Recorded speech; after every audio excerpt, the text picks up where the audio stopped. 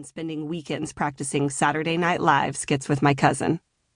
After taking an ROTC elective class in high school, I entertained the thought of becoming a sniper, but was accepted into Oregon State University with the more realistic goal of studying architecture. I never dreamed of being a prostitute. This wasn't the life I was promised when my boyfriend told me he loved me and wanted me and my baby to move with him to Vegas.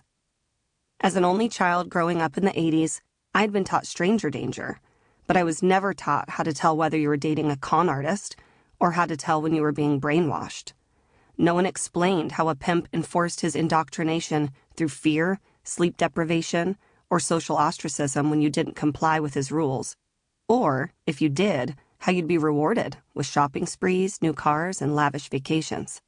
No one mentioned the risks of federal prison, complex PTSD, and an addiction to money. Would Brandy talk? Would she snitch on our organized crime family, which the feds had charged with $4 million of tax evasion? What about the other wives? Would they talk? Would they sacrifice me? Would they tell on Kevin? I couldn't be certain, but what I did know was that being indicted for federal crimes was not the snake oil I had been sold. Come with me and I'll leave you in despair, says no boyfriend ever.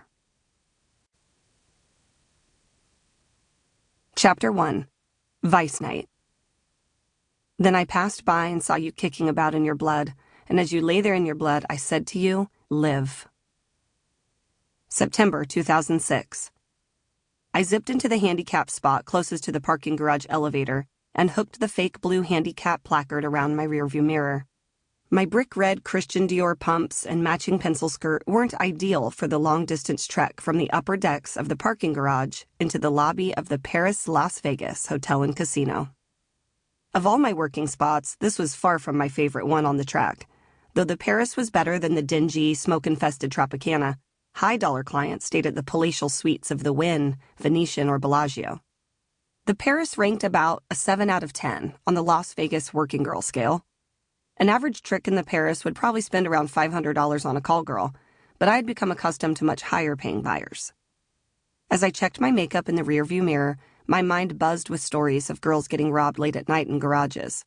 I puckered my lips, applied another layer of ruby rouge, and dialed the escort service. Maddie answered. "Hey, it's Kelby. I'm here," I said. Maddie's bubbly personality won over most of the customers at Girls to You, one among dozens of Vegas escort services. The most lucrative phone girls could hear money, but not Maddie.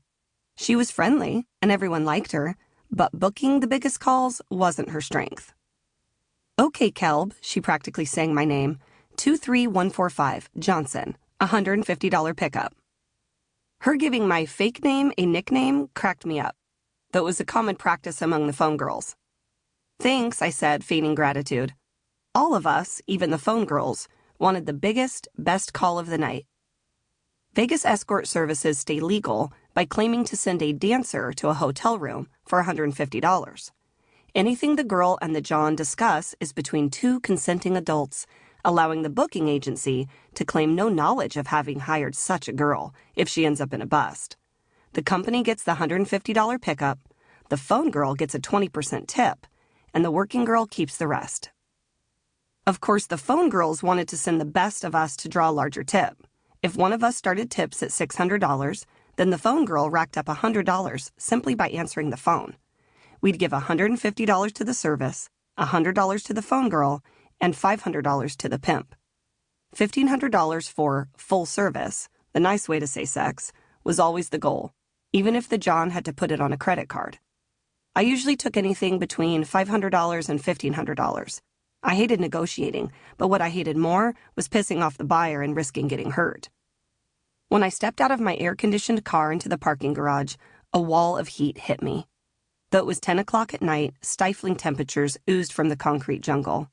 A rim of sweat lined my forehead as the elevator bell dinged and the doors slid open. My already aching feet were grateful for the dated brownish-orange floral carpet that lined the casino's halls. As I walked, I studied Toni Braxton's airbrushed cheekbones on the posters advertising the hotel's current shows, Rock and Roll Relived and Toni Braxton. An escalator swept me down another floor to the shopping area. Under a painted blue sky, Parisian-style street lamps held signs that